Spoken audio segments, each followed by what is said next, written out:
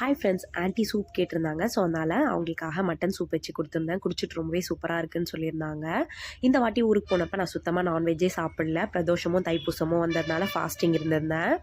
ரத்த பொரியல் சாப்பிடணும் போல் இருந்துச்சுன்னு சொல்லி ரத்த பொரியலும் சிக்கன் கிரேவியும் சிக்கன் 65யும் செஞ்சுருந்தேன். எல்லாருமே சாப்பிட்டுட்டு ரொம்பவே சூப்பராக இருக்குதுன்னு சொல்லியிருந்தாங்க. எனக்கு ரொம்பவே ஹாப்பியாக இருந்துச்சு. எப்போல்லாம் நம்ம ஒன்றா சேர்ந்து சாப்பிட்ற வாய்ப்பு கிடைக்குதோ அதை நம்ம கண்டிப்பாக மிஸ் பண்ணிடவே கூடாது. அந்த மாதிரி தான் இன்றைக்கி எல்லோரும் ஒன்றா சேர்ந்து சாப்பிட்ருந்தோம். சாப்பிட்டுட்டு ஈவினிங் ஸ்நாக்ஸ்க்காக அவர் ஸ்வீட் அண்ட் ஸ்நாக்ஸ் வாங்கிட்டு வந்திருந்தார். எல்லோரும் சாப்பிட்ருந்தாங்க. எல்லாேருக்கும் சாப்பாடு போட்டுட்டு கடைசியாக தான் நான் சாப்பிட்ருந்தேன். சிக்கன் கிரேவி ரொம்பவே சூப்பராக இருந்துச்சு. ஆனால் எனக்கு ரத்த பொரியல் ரொம்பவே பிடிச்சிருந்தது. செம்மையாக இருந்தது. என்கிட்ட ஆசைப்பட்டு யாராச்சும் எதனா கேட்டாங்கன்னா அதை கண்டிப்பாக நான் உடனே செஞ்சு கொடுத்துடணும் அப்படின்னு நினைப்பேன். அந்த மாதிரி தான் இன்றைக்கி ஆன்ட்டிக்கு சூப் வச்சு கொடுத்தோன்னா எனக்கு ரொம்பவே ஹாப்பியாக இருந்துச்சு.